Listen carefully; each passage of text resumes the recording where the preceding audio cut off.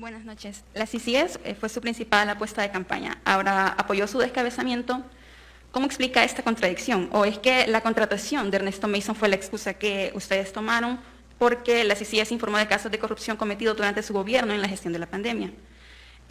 Además, ¿cómo pretende entonces que el trabajo de una comisión contra la impunidad y la corrupción se traduzca si ellos solo pueden tener acceso a lo que la presidencia y la Fiscalía General, a cargo de un fiscal que puso su partido, le permite conocer o hacer?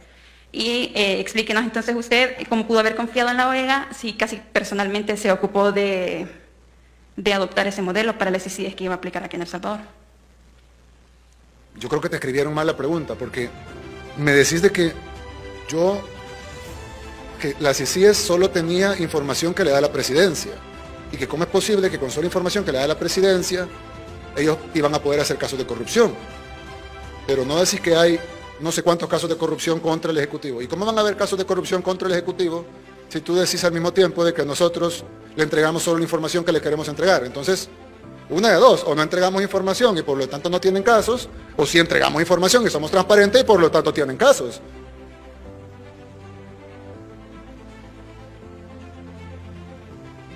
Entonces sí entregamos la información, o sea, somos transparentes y le entregamos información. Digamos, entonces sí o no, entregamos información y somos transparentes, o no entregamos información y no somos transparentes. Sí, repite el micrófono. ¿Entregamos información y somos transparentes o no entregamos información? Si les entregaron información o no. Les entregamos muchísima información y precisamente eso son... Y entonces, si no es el señor Almagro el que estaba aquí directamente dirigiendo la CICIES, ¿por qué no buscaron también otro mecanismo para trabajar con las personas que estaban aquí y a quienes usted dice que le entregaron información? Ok, bien. Partamos de esto. Solo hay dos posibilidades. No se puede de las dos formas. O nosotros no entregamos información porque no queremos entregar información y solo entregamos información de los casos que nos interesan, y por lo tanto no habría ningún caso de corrupción de este gobierno porque no entregamos información. O entregamos información y somos transparentes y entonces la dirigente CICIES en cuanto a casos de corrupción.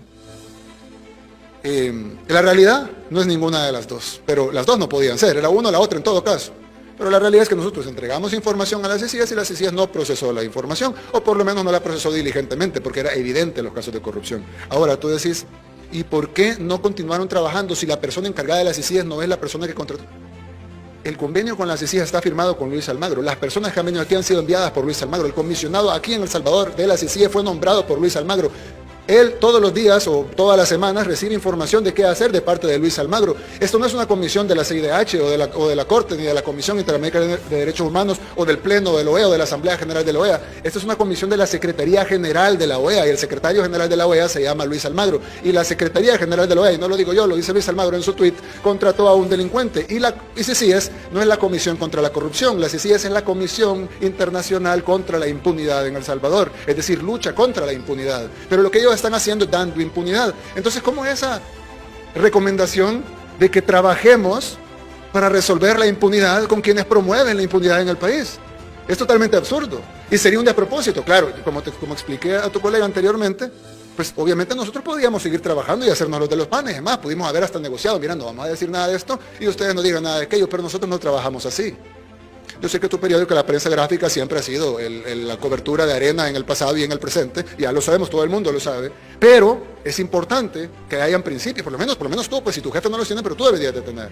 Porque yo creo que es importante que alguien, un salvadoreño o salvadoreña que tenga principios, que vea semejante bofetada a la cara de los salvadoreños, porque todos los amigos que nos están viendo sienten esta bofetada.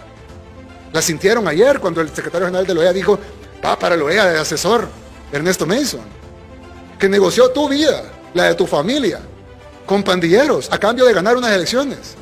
Entonces, y que nos digas que trabajemos con ellos para combatir la impunidad.